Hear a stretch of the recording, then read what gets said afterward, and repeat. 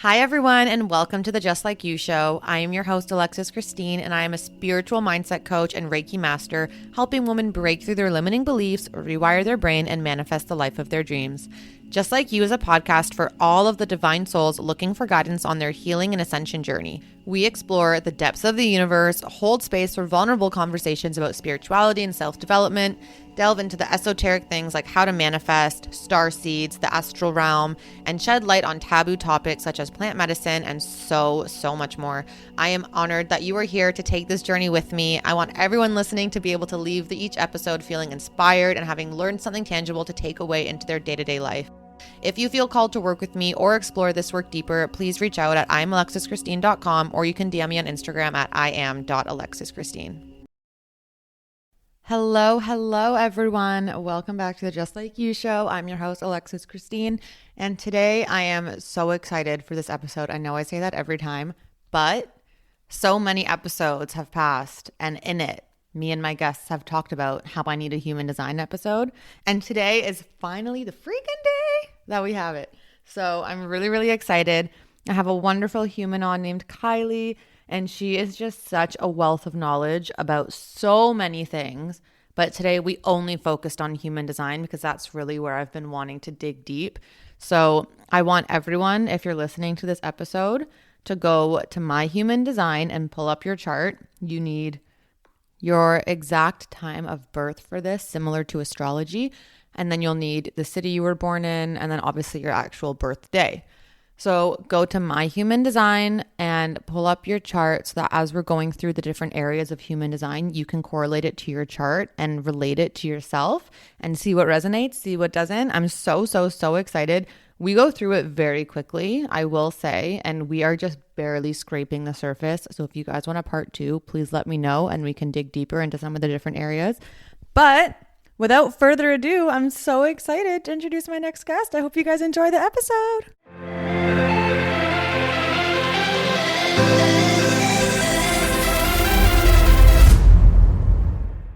Hello, everyone, and welcome back to the Just Like You show. I'm your host, Alexis Christine, and today we finally have the long-awaited episode all about human design with the lovely Kylie, who is a spiritual mentor, energetic and emotional intelligence coach, helping people manifest their best lives. And she also has a very detailed history in human design. So I'm super excited to pick her brain today. Kylie, how are you? Good. Like no pressure after that introduction, but I'm super excited to be here. I feel like this is long awaited. It really has been for both of us because our schedules have just been conflicting, but then also for the pod audience, like this is an exciting episode. So thank you so much for being here. Always. So I want to start off with my little opening questions. Do you know what your sun, moon, and rising are by chance? Ooh, I do know. I think my sun is an Aquarius. Okay. I think I do have a Pisces in. I always forget this when I do read it, but I have seen it once. Cool. Okay. And then obviously I have to ask, what is your human design type? Yeah, I'm a Mani Jane. So manifesting generator, sacral authority, 4-6 profile. Wow. I love how you just obviously you know it all, but you just listed it all. That was great. It's taken me a few years to be like, yeah, I can now say it like the back of my hand, but yeah, it's taken me some time. And just for your reference, I am a manifester with a 6-2 life path and then emotional authority. So okay, I can actually see that in you now that I love your TikToks and stuff. So I'm like, yeah, I can see that. That's so interesting. See, I wouldn't even know what that looks like in a person. So I'm curious to get your thoughts. So do you want to start off by just kind of explaining to everyone listening who may not know what human design is and then kind of how you got into it?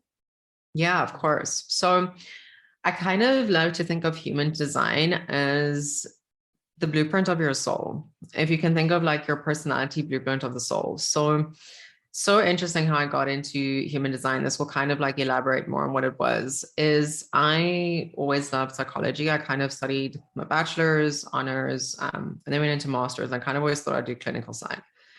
But one thing that I'd really never resonated with fully was your psychometric testing. Because I'm like, you do a personality test and it puts you in a box and people kind of sort of live their lives by, oh, well, I'm this according to the personality test, so I can't do this, or they really become pigeonholed. And one of the things as well with personality testing, there was always a defect is you can take the same personality test more than once and you'll have two completely different results because it's always dependent on your mood, how you perceive things on that day and all that kind of stuff.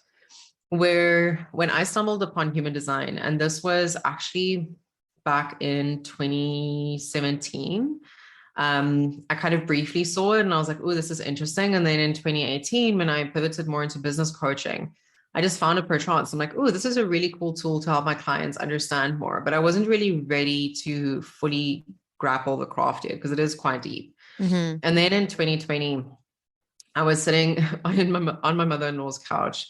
Never forget this day. And I was sitting there and I was like, I feel like there's something more. Like, I'm not just meant to teach strategy or sales or marketing. Like, I need to go deeper.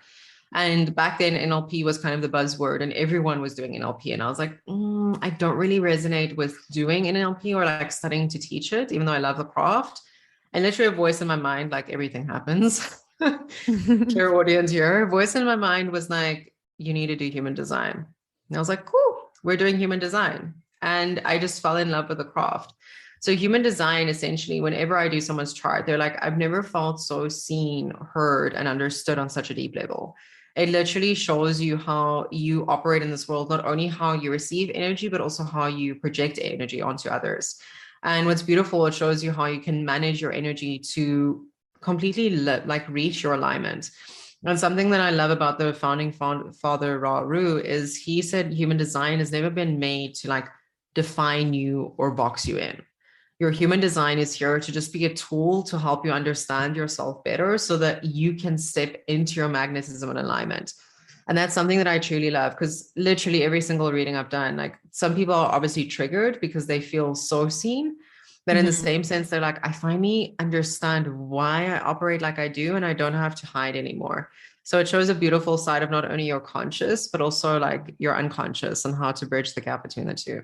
That was me. As soon as I discovered human design and started learning about it, it made me feel so seen and so validated in the way that my energy works. And I was like, oh my gosh, like I'm not actually lazy. I just legitimately need rest periods. Like it was the craziest thing. It was so good. So same for me as a money gen, because I'm so multi-passionate. I'm like, okay, I actually just, it's not that I don't know what I want to do in life. I just want to do everything and that's okay. Yeah. And do you want to give everyone a little bit of background on kind of like where you're from, what it was like growing up, just so they can get a better understanding of like who you are? Of course. Okay. So I come from a very small town. I currently live in South Africa. I was born in Namibia, which is like a super small town, and just always had aspirations for something bigger in life. So I came down to South Africa to study, fell in love with the country as a whole. Obviously met my husband. So I was like, no, we are definitely staying. But my life and my journey has been, wow, it feels like I've lived 100 years, to be quite honest. Wow. I always felt things and saw things differently as a child, which made it super hard to make friends. Just always kind of felt things deeper, saw things, and people would always just be like, oh, she's just an old soul. She's just very mature for her age. And grew up in a very Christian household as well. So religion was always the basis of how I grew up. But strangely enough, I never resonated with Christianity. Same. I just never resonated with the religion. Then it was about in 2016, I had quite a bit of trauma happened when I traveled, which kind of forced me to stay back in my home country for 3 months, which I quote unquote escaped. Didn't always grow up in the best circumstances and was forced to be back in a place where I didn't want to be for 3 months. And that's when I found, I think this was a collection of the years that I just suppressed. I just hit this deep depression and I didn't want to get out of bed. I would literally at that stage, I was still competing in bodybuilding. So I was sponsored by GNC, which is quite a big supplement brand. Yeah. I was invited to do the Arnold's. And like, I literally get chills, like saying this to you now, like there were so many things lined up for me for that year and so many sponsorships. And I was like, well, I'm stuck in a country. I don't know if I'm able to compete. So I just threw myself into my training and just felt entirely depressed. And I remember there was this moment where I just got to my knees and I don't want to say I was an atheist, but I didn't really believe. I was like, there needs to be something, but I didn't know what to believe in. And I just remember being on my knees in my bathroom floor with a razor to my wrist. And I just like looked up and I was like, if there's something greater, I'm ready. Like, I just need to change. eventually came back to South Africa and then kind of fell back into my old pattern of doing things. I didn't keep to like exploring this curiosity I had for connecting to something greater than myself. And then in 2017 hit like the peak of my competing career. So won my divisions, won overalls, got invited to Arnold's again. And that was kind of a stage where I then suppressed everything and threw myself into just trying to craft my body into something it wasn't really. And it was again in that year that I hit a very deep depression again, to a point of being incredibly suicidal. I had a really bad eating disorder. I was very disconnected from myself. And I just remember wanting to smoke when I've never really smoked before. I was like suddenly drinking, where at that stage I'd never really like even bought a bottle of wine for my apartment in like the 5 years that I lived there. So it's like, okay, something's up. And there was this life-defining moment when I was driving on the highway and I literally just I was like, I'm done. I was like, I don't understand what's the point. Had really abusive relationships, very abusive ex-fiance, like physically, mentally, all the things. And I was just like, you know what? I'm just done. And I remember taking my steering wheel and like actually flipping it around. And it is still see it clear as day. My steering wheel stopped, did a complete 360, and something just said to me, it's not your time. Wow. I get full body chills, like I saying just this. got chills. And I literally just sat there and I was like, I looked up and I was like, okay, like God, universe, whoever's there, like help me heal so I can help others. Like if I didn't come this far, to only come this far. Mm-hmm. And that's honestly when my spiritual journey started. So at that point, I think I started antidepressants. I was on that for 3 months and I don't recommend this to anyone, but I just threw them away. I'm like, I'm done. I chucked it and started my spiritual like journey. And that's when things just started opening up for me. And the more I lean in, I try and always just kind of come with the mentality of I'll always receive what I'm ready to hold space for. So the more I started to lean in, the more like my clairvoyancy started opening up. I started becoming very clairaudient and then started pivoting into like energy healing, especially for women, because I was like, there's a reason I had to go through all of these things.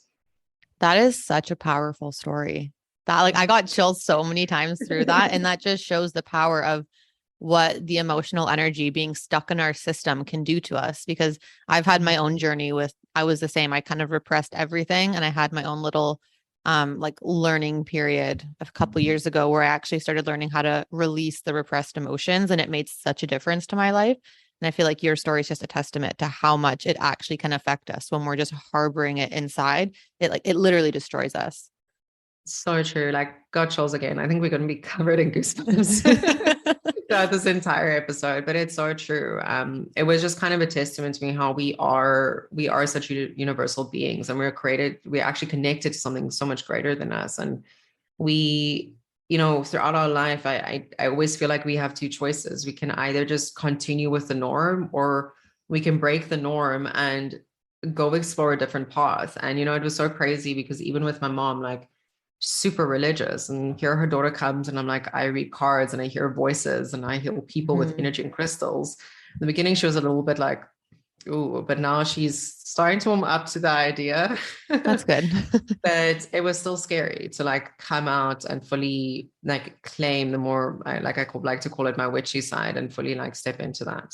Yeah, because it's also the fear of judgment and rejection too. Because you hear a lot of stories of people's families just kind of rejecting them when they start to embrace any part of themselves that the family doesn't approve of. So there's a lot of layers to that for sure. Yeah. And in past life regressions that I've done before, both lives, I was like kind of, burnt and hung for being a witch. So obviously in this lifetime, I had to feel safe to come out and be like, look, we're not living in whatever era like I went back into, which was quite like frightening. We're in a safe era. You can express yourself more freely. So yeah, it was quite a few layers that I had to dig into.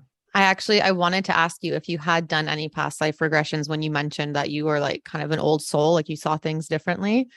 So you've done a few then. That's so cool. Yeah. Yeah. And I do them with people too, which is sometimes quite scary, but it's also quite like fun. So yeah. Maybe we'll do one of those for me, because when I try and do it myself and like access the Akashic records, I don't get like actual visions. I just get flashes.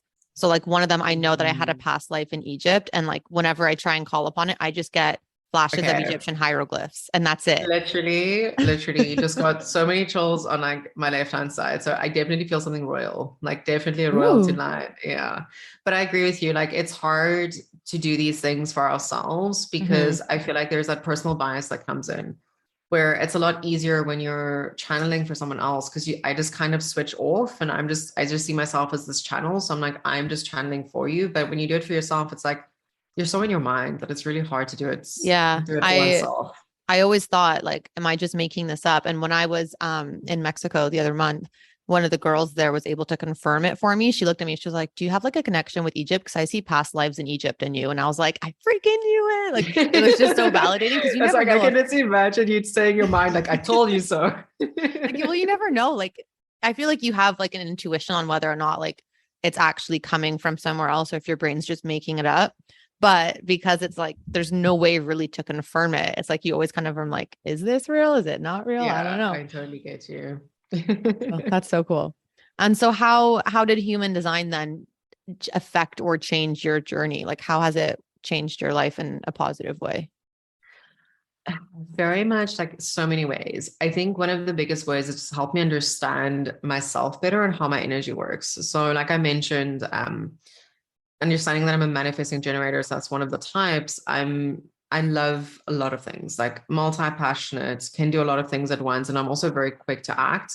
And I have a sacral authority. So my decisions very much happen in the moment. And the moment I just was able to read that and someone was able to just, I'd actually put in words what I've been experiencing.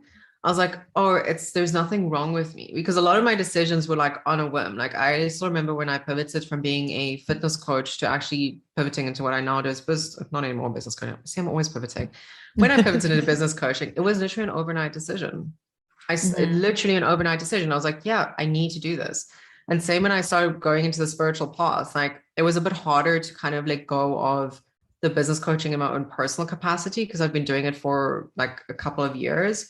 But same thing, it wasn't like a pondering decision. It was like, yeah, it's happening now. So I think for me, it truly helped me understand how I make decisions to be able to trust myself more, but also how my energy works and to release the self judgment. That's so cool. It's funny. I'm emotional authority, which means like obviously I shouldn't be making decisions on a whim, but I find I still do that. Like there's sometimes where I just like I'm like, yep, nope, this is what I'm doing and I'm good to go and like it's fine. I don't have any regrets. So I'm like I'm curious where that comes in. But do we want to go over what all of the different human design types are? Because you've mentioned man gen. I've obviously Mhm. mentioned I'm a manifester. So maybe let's just kind of explain to everyone what the main types are. Yeah, yeah. So your human design type is essentially, if you can think about it, your auric profile. So it just shows you how, or tells you more about how your energy operates in terms of how you project energy into the world and how your energy is received as well by others, and how you receive energy in return. So we've got four different types. We have the generators, which is kind of like the worker bees of society. You very much find like they really love to get their hands down and dirty and they lay a lot of foundations. Within the generator family, you have many gens, which is myself. So manifesting generator is very similar, except we are kind of the rule breakers of society. So a lot of that we do, which explains so much, is she's like, yeah, very much as a money gen, like we are the rule breakers of society. So we like to break down structures and innovate new ones.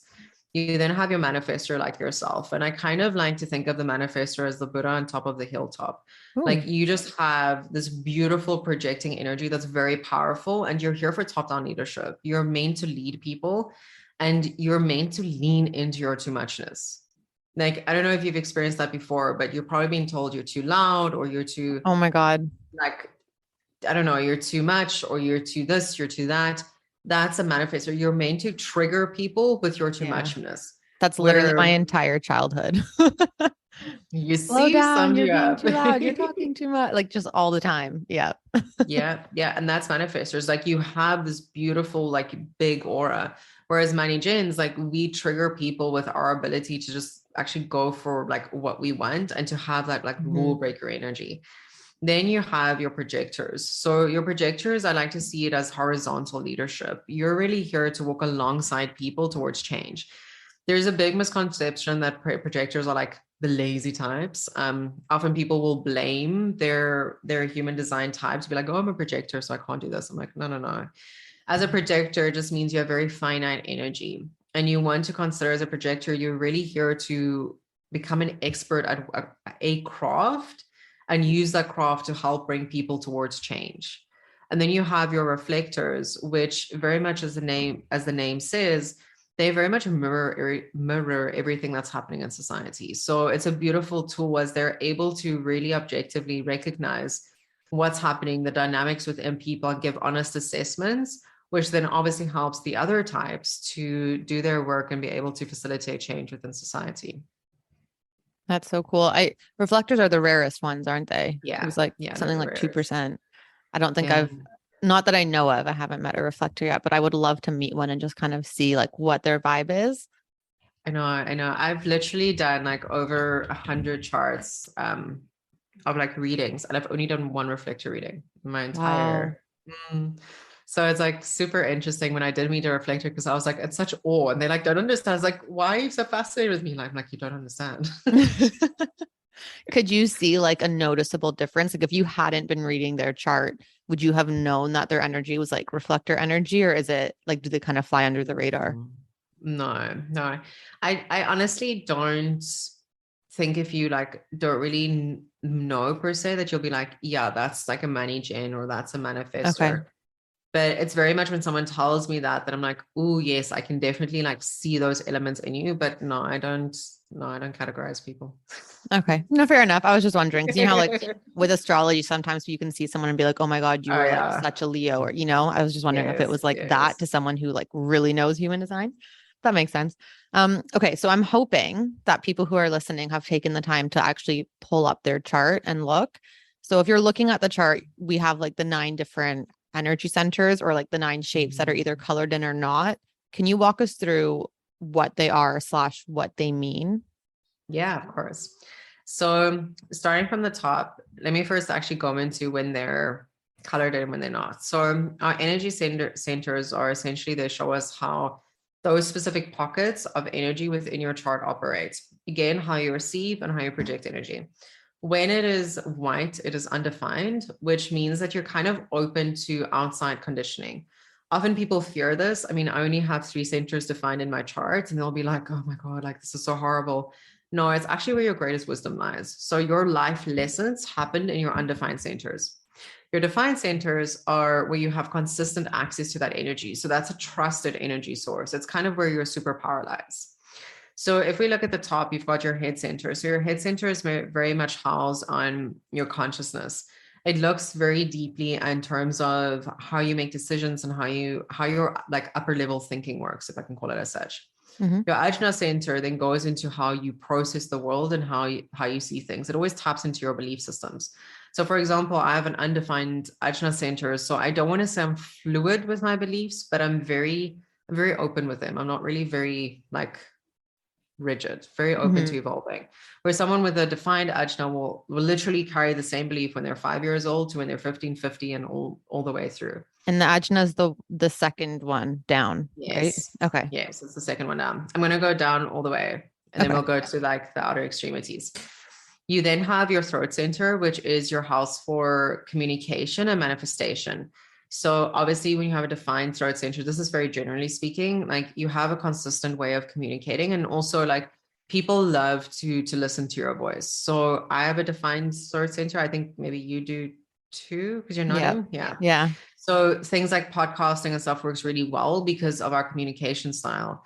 Undefined is you'll literally fluctuate in the way you communicate. So you might love writing, and then next moment you're like, well, I really love podcasting. Like you'll always be fluid with your communication styles. You then have your G center, which is the house for your self-direction. So with a defined G center, you'll very much have a fixed identity of self. So for example, like I have a defined G center. I kind of always knew my entire life I'd be a healer, but I didn't know what that would look like. Where an undefined G center, you'll literally pivot throughout like your directions in life. You might, you've got an undefined. I feel that. Like you'll literally flow and move. You might be like right now, you're like have your like coaching business set up and you're doing your podcasting, 2 years from now won't surprise me if you're like, Kylie, I've just become a painter and I'm like literally painting like the most beautiful wall art in people's houses. I'm like, yeah, that is you. So you very much flow with what feels good in life for you. You then have your sacral center, which obviously houses your energy. So it may either say if you have a defined sacral center, you'll have quite consistent life force energy, undefined, not as much, and you might need more breaks. Then you have your root center right at the bottom, which is where pressure is housed. So very much so, if you have a defined root center, you probably have an ability to place a lot of pressure onto yourself. This can either be healthy or unhealthy. And an undefined root center is you'll most likely take pressures from around you and internalize it as your own. So for example, I have an undefined root center. So I grew up in a household where it was very much, both my parents were entrepreneurs, but very like worked incredibly hard. So I always had this externalized pressure that I put on my own, that I always have to like hustle to the bone and like work, like work all the time. Mm-hmm. So that's how an undefined root center may internalize their pressure. Then if we look at, now I'm just thinking if I'm looking at the chart, the left-hand side. I have it in front of me. Yes, the left-hand side. I struggle with my left and my right sometimes, so that's why. Left-hand side is where your splenic center is housed. So this is where your intuition is, as well as your survival. So how connected you are to tapping into flight or fight. Then on the other side, we have your heart center, which is where your ego or willpower is set. And then also your emotional center, which is where your emotions are set. So it's your solar plexus center. Thank you. That was so good. Yeah. I like. Which ones do you have to find? So I'll just show you my chart. I have the top three. So the head, the ajna, the throat. And then what's the other one? Is that? You have your solar plexus defined. That's because it, of your yeah. emotional authority. Yeah. So those are my only four. The rest of them are all kind of just free flowing. And here's something super interesting. We will always attract what completes us. So I find a lot of my clients, as I have the throat, G center, and sacral defined, those are the only three I have defined. They usually have those undefined in some capacity and the others defined. And that's when we work really well. And a lot of my clients have actually always been projectors or manifestors, which is so interesting. So we'll always attract the energies that complete us. You know what's funny? I have a lot of projectors in my life. Like, because you like bring up that energy and they obviously help ground you. Yeah, that was actually one of the questions I have for the root one. The root energy center, that's what it's called, right? Root center. Root center. Okay. Being undefined, this could be wrong, but I read somewhere that if that's undefined, it like has something to do with how you feel in environments as well. So like for me, like if I don't feel good in the environment I'm in, I feel very ungrounded and uncomfortable. Like I really need to curate my space. Is that like, does that resonate with that?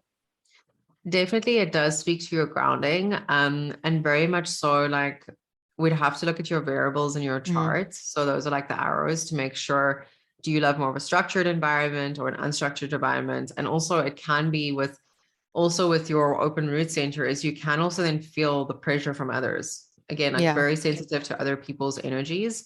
I'm very much the same. Like if I'm in a place where I'm like, no, this doesn't feel good, then I also like, you pick up on other people's energies. You know what? That's something that I've actually noticed more so post-pandemic. So I think before the pandemic happened, I wasn't as in touch with myself. And I kind of just didn't really notice the signs.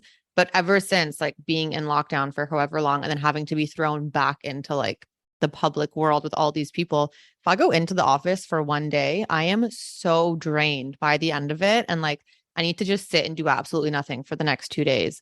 And so it's been a big adjustment for me to like actually notice how much being around other people can drain me, and then how important it is to surround myself with people who kind of energize me rather than deplete. Yeah. Yeah, I definitely feel you. Like it's quite crazy. I think especially just from the pandemic itself, like how we've tended more to working from home.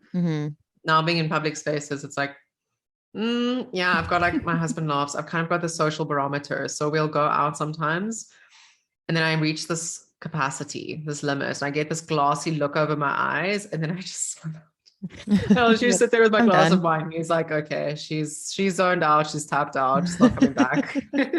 Time to go home. Yeah. So you mentioned the arrows on the top of the chart. Those are the two on the left and the two on the right. What do Mhm. those mean?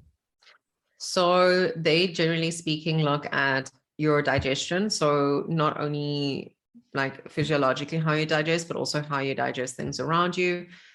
We can also tap into the way that you prefer to manifest. So the way you move and call an energy, you might be a specific or non-specific manifester. It also looks at how you structure your environment. So if you like a very more structured environment, or if you love change, and then also just if you're more right-brained or left-brained. So again, it like just gives this beautiful, deeper understanding to how you like perceive the world. That's so I've actually seen the part about manifestation with the arrows. I think I'm specific, Mm. which is Ooh, hard I'm for not me because specific. if I'm manifesting and I don't know what I want, I'm like, how the heck am I going to manifest if I can't be detailed? But it seems it's working out. My life's going great, so I'm just going to roll with it. And all the different centers have numbers. Can you, I know Mhm. obviously it's going to be so complicated to talk about all of them, but can you just explain what they are, like what the numbers themselves represent in your chart rather than what each number Yeah. is? Yeah, of course. Yeah. If we had to go through each number, we'd be here till tomorrow. So, so I want you to kind of picture the centers that you have as, let's say, towns or cities. And you'll see that there's lines that connect the centers, which are known as channels. So imagine your channels are like highways. So your energy, essentially, if a channel is defined, Mhm. so if it's colored in, it's connecting to energy centers. So you've got two cities that are then connected.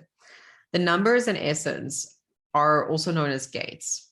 So when the number is circled, it kind of shows that that's energy within that center is activated, and it's allowing energy to move from your center or your city through your highway. You Okay. might find that some of your channels only go halfway. So you only have Yeah. half of that energy that's connected, or you have a full channel. So what's beautiful about like your gates is it kind of shows the unique expression that each center has. So you and I can both have a throat center to defined, but our expression thereof is completely unique. And this is where it gets quite beautiful, like even with your authority.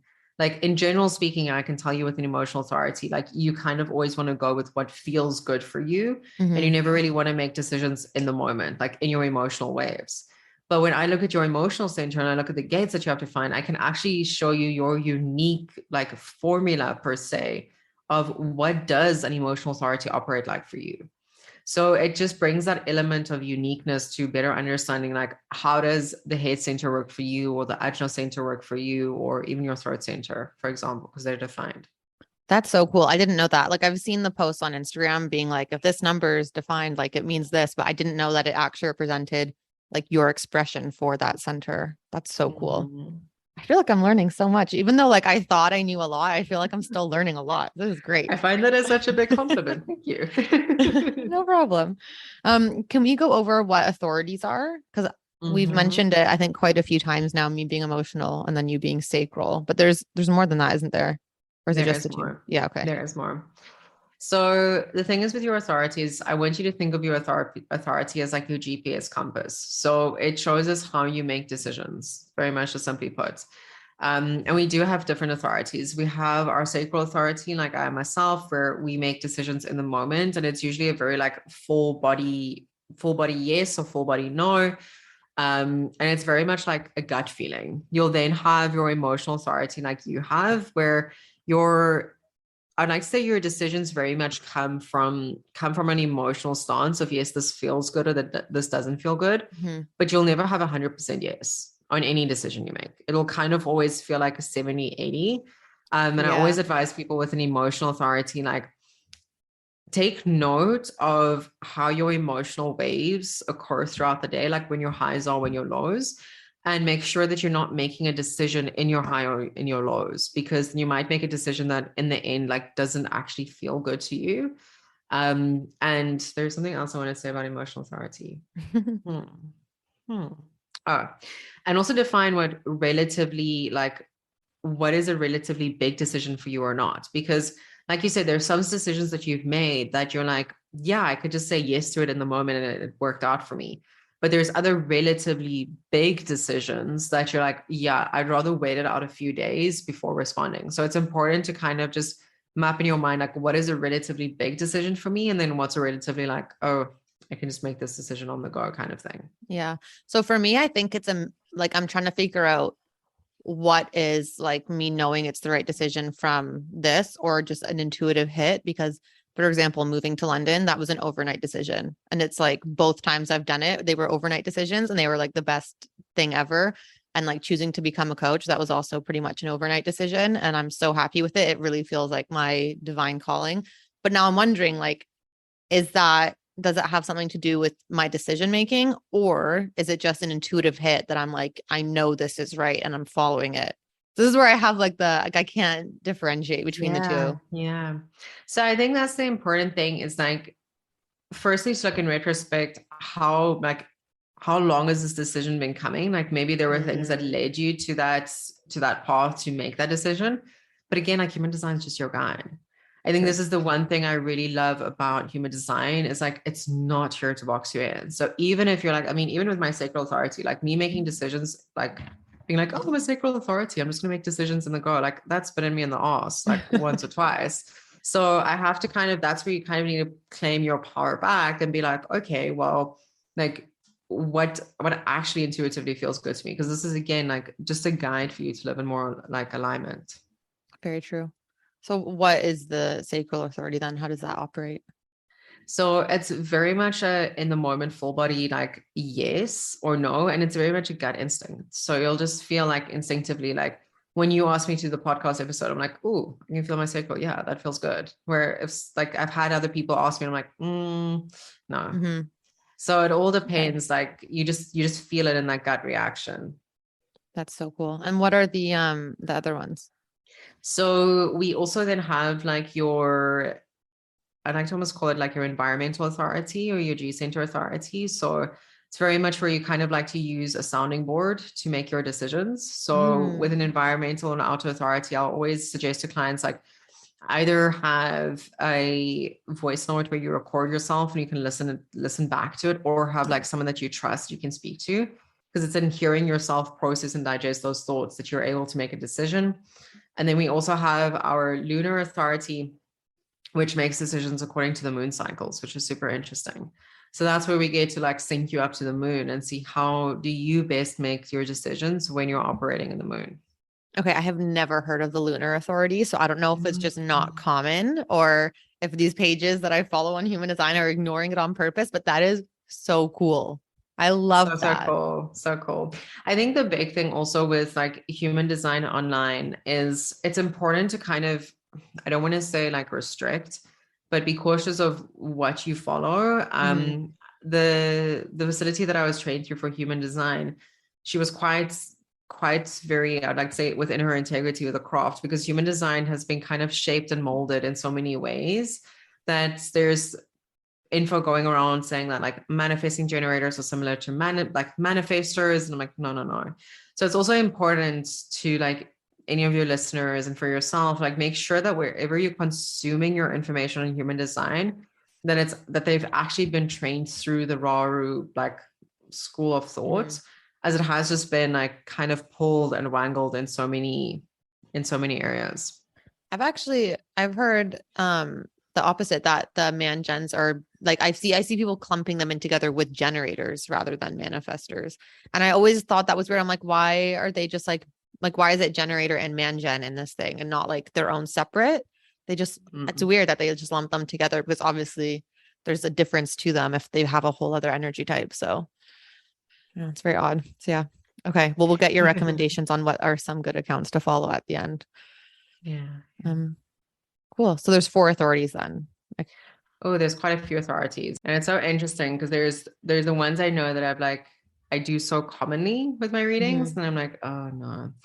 Okay. So we've also got obviously like your splenic authority, which is quite powerful. So your splenic authority very much works with your intuition. And I find that explaining authorities, what I love about explaining authority is I always say to anyone with explaining authority, like, trust your guts and don't feel like you have to explain yourself to anyone. So Interesting. important, because the explaining authority is all very much like they just know. They just know. And it just comes from this intuitive hit. But also explaining authority is very much like a whisper. You'll have this slight voice in your mind in the back of your head that says, yeah, do this, don't do this.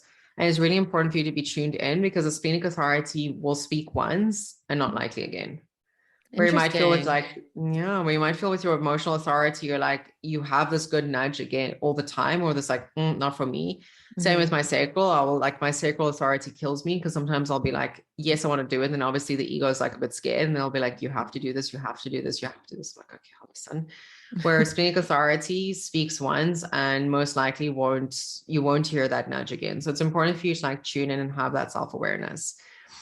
You'll then have your ego or self-authority, which is very much also, again, like just this knowing. So it's almost as if I very much think of like your clairsentiency, like you just know. You can't explain it. There's no justification for it. Like you just know, yeah, I need to do this, or no, I don't. And again, important for you to like not feel your need to explain yourself to other people, because that's where like the self-doubt kind of sinks in. Wow, that's so cool. I love that those last two are just like an inner knowing. I think Just that's yeah. amazing. It's definitely hard to justify, like if they feel like they need to explain themselves and they don't really have like a reason to have come up with that answer. But I do love that. It's just like a very, like you really know yourself at that point when it's just coming to you like that. That's so cool. Exactly. The not self theme and like your strategy. Yeah. So what's nice about the not self theme and the strategy is it's pretty like self-explanatory. Like when you read the word, it's like either satisfaction or frustration. For myself, for example. So your not self theme and your strategy is kind of like I like to kind of see them also as like your GPS indicators for if you're on the right path. So you always want to kind of aim to experiencing your strategy. So for you, it's very much peace. The things that bring you peace are incredibly important for you. Like when you feel peaceful, you know that you're on the right path. So for me, for example, it's this deep sense of satisfaction. Like I can't explain it. It's just like, it's almost like this orgasmic satisfaction. I'm like, yes, This is this your feels self good. theme. My strategy is Is that satisfaction. is that different than, because my It's different strategy for says every, to inform. oh, to inform. Yes. Your strategy is to inform, and then it should, like it is for peace as well. So your Okay. strategy is how you essentially like carry out in the world, and how you also then like experience your alignment. So for you, it's very much to be like, okay, like when you're taking action, like you want to inform other people of it. Where for me, it's very much comes from a place of like just feeling satisfaction. Okay. Where your not self theme is obviously going to show you when you're out of alignment. So frustration is my not self theme. When I'm feeling deeply frustrated, I know it's not for me. So it's kind of like your GPS indicator of how do you know that you're on the right path, and how do you know if you're doing something that's almost out of like your energetic alignment, if that makes sense. Yeah, no, that definitely does that. So this was one of the things that resonated with me the most. My not self theme is anger. And I rarely ever get angry. Like when things happen to me, or like, people are like, they do things to hurt me or whatever else. Like I'm never actually angry. I just get like sad or hurt. And anytime Yeah, that I yeah. have been angry, it's like, it's one of those just like full body waves. And like I get like a flash of red, and then I just have to like stop and take a deep breath. Like I've never had like a crazy outburst from it. Like as soon as I feel that, I'm like, okay, I know I need to chill. And then I'd like, but so every time I feel that, it's always because I know I'm not in You know, you're alignment. not Like in it's alignment. not a feeling that I have often. So when I do feel it, I'm like, okay, I know that there's something wrong. And as soon as I Yeah. saw that that was my not self theme, it just all clicked for me. It made so much sense. It's like my favorite Yeah, part of the chart, I exactly. think. Exactly. So you kind of want to like think of your strategy as a way of how you like interact with like the stimulus around you. And Mhm. it's a really, I think the thing with strategy that's important for us to realize is that we don't use it as a crutch for when we're taking action. So for projectors, for example, the strategy is to wait for the invitation. Everyone's like, what the fuck does that mean? Well, it means that essentially, like when you are living in your alignment and you're actually living in your full-blown expression, opportunities will naturally come to you almost like a buffet, and you just get to choose what you want. So it doesn't necessarily mean wait for the invitation and just like sit back, chill, not going to take aligned action. But it means like the more you live in your alignment and the more you live in your projector craft, the more the universe will like present opportunities to you. Where, for example, if we look at your generators and manifesting generators, it's very much to like waiting for that response. So we'll literally, as a generator and a money gen, if you're living in alignment, I don't want to say you don't have to initiate, but you really have to initiate, because things just come to us that we're like, yes, I want to do that. No, I don't want to do that. Yeah, I want to do that. No, I don't want to do that. Where for you, it's like you manifestors are initiators. So because you're moving, it's important for you to actually inform society and the people around you about, yeah, this is what we're doing. This is what's happening, again, because of like your big aura. I actually have noticed that. So ever since I started implementing like the to inform strategy into my life, it's made such a difference. So there was a manager at work that I had a lot of conflict with, not because there was like anything actual, because I would just like go off and do my job because my role is very autonomous. And he would be like, well, what the heck are you doing? Like, I have no visibility into what it is you're doing. So I don't know if you're actually doing anything. And obviously I was getting my job done, but I've noticed that ever since I just like shoot off an email, not asking for permission, but just being like, hey, I'm doing this. It's made the communication a lot better. And I think that's another part actually that really helped me. And just the way that I'm communicating and just kind of, letting people know. So it's not asking permission, but it's also not like, I don't know, basically just like giving them a heads up. Yeah. Yeah. Which is good. Okay. I know we're like running low on time, but the last thing that I really wanted to go over, it doesn't show up on, I think, a lot of charts, but I want to just go quickly over like your profile numbers, your life path. So you kind of want to think of your profile numbers go hand in hand with your incarnation cross. So your incarnation cross very much speaks to your purpose in this lifetime, and what you're meant to carry out, where incarnation cross is the costume that you wear to carry out your purpose, if that makes sense. So it kind of shows you like, how can you almost amplify your purpose and truly live in alignment. So we've got, with your profile lines, you've got your lower trigrams, you've got your higher trigrams. Essentially what this means is your lower trigrams from your profile 1 to 3 is very much like very 3D based. It's very earthly based, where your higher trigrams, which is 4 to 6, is more in your higher realm. So they're a lot more higher consciousness. You'll see with your profile, you always have 2 lines or 2 numbers. You'll have like a 1-3, you have a 6-2, I have a 4-6. Your first line is what you're or the first number is what you're conscious of. So that's what you know. It's like when I tell people that, they'll be like, oh yeah, I know that about me, because it's very much on the forefront. Where your second number is more of your unconscious energy. So that's what happens like very much in the background. Not to say you'll totally be unaware of it, but it's very much more background kind of like energy coming through. So if we start with your first, your line 1 is very much your investigator. So they love foundational elements. Also, they love knowledge, resources. If you had to, like, for example, give them human design, it would not surprise me if by tomorrow they've downloaded every single book that you could possibly find and read everything. Like, they're very much like Hermione Grangers, if I can call it as such. Love that. Your line, yeah, Harry Potter fan, hey? Kudos. Then your line 2 is very much more your hermit energy. So they have your line 2 have very unique gifts that they bring to the world that, like, I can't really explain it, but they're just here. But with your line 2s, because they have these hidden gifts, people can sometimes abuse them for their gifts because they just bring these natural talents. Line 2 energies need to make sure that they're also kind of reserving their energies and giving time to fill their own cup, but also embrace your gifts and be okay with, again, not having to explain the fact why you're just good at something. Line 3s is very much more of the experimenter. So very much with a line 3, you'll probably kind of tell me, Kylie, I feel like life's a little bit of a bitch and I'm just on a roller coaster. It's because you're meant to work on you're meant to experience a lot of highs and lows in this lifetime because your energy can handle it. the reason why and the gift you're meant to unlock with kind of going through these extremities is you can actually find the life lessons in the extremities and then be able to teach them on to others, so that other profiles that don't have line threes, that do not necessarily have the capacity to deal with a lot of 3D change, that you can actually teach them these lessons and they don't have to go through it. So those are more of your like lower diagrams. Then from the higher elements, you get your line fours. So I'm a conscious line four. We love community. Like for us, it's very much about community, networking. A lot of your opportunities come from your community, come from networking, fostering relationships. And you'll find that for line four, like relationships are pretty much everything. Also, the relationship with self, which is super interesting, given the work I do is working on the relationship with self and the relationship with others and like the Yeah, world very. around you. Yeah. Then you'll have your line five, which is your like kind of natural leader. So very much with line fives is they just naturally have this ability to lead, and people usually look up to them for guidance all the time.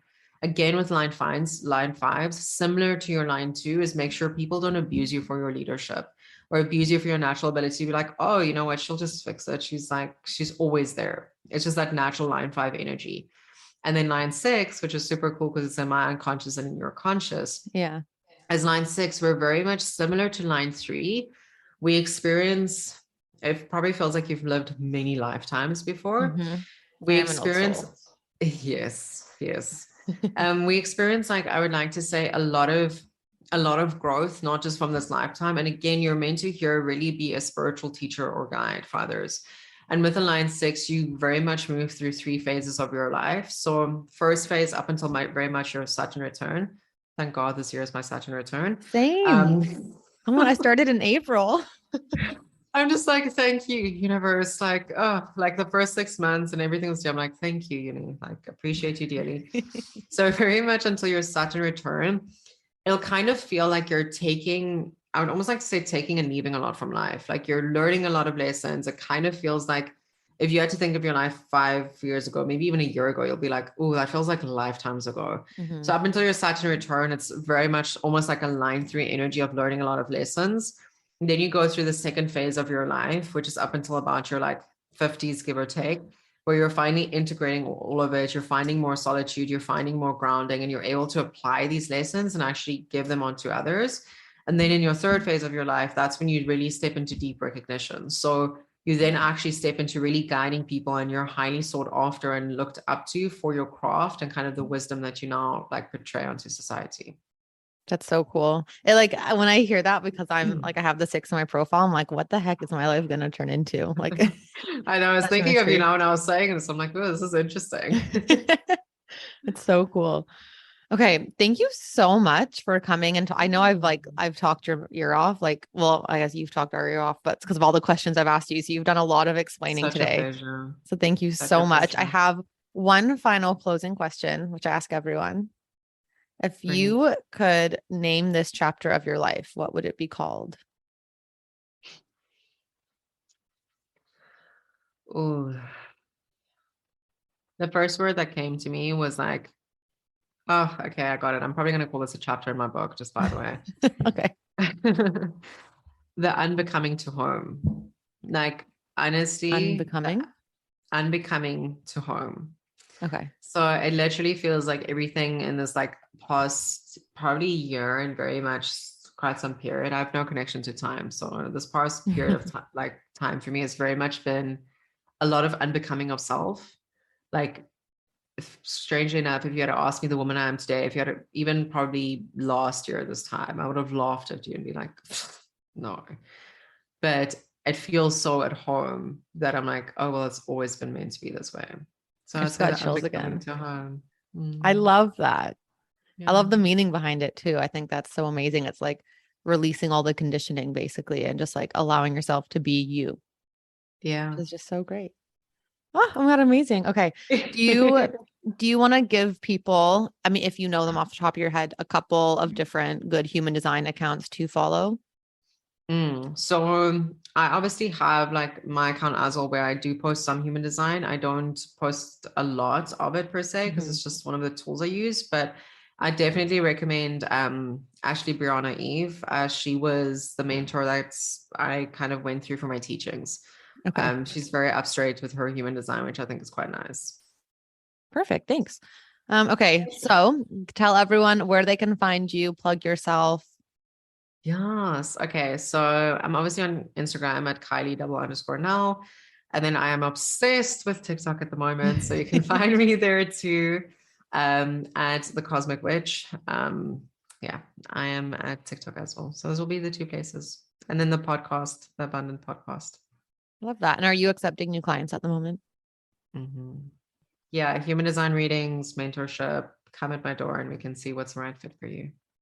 Amazing. Thank you so much for being here. This was You're such a fun so very episode. welcome. I love this. This was like one of the best ones I've been to. I like Oh, good. I'm glad. All right. Well, thank you everyone for tuning in. I hope you learned a lot from this episode coming from two people just like you.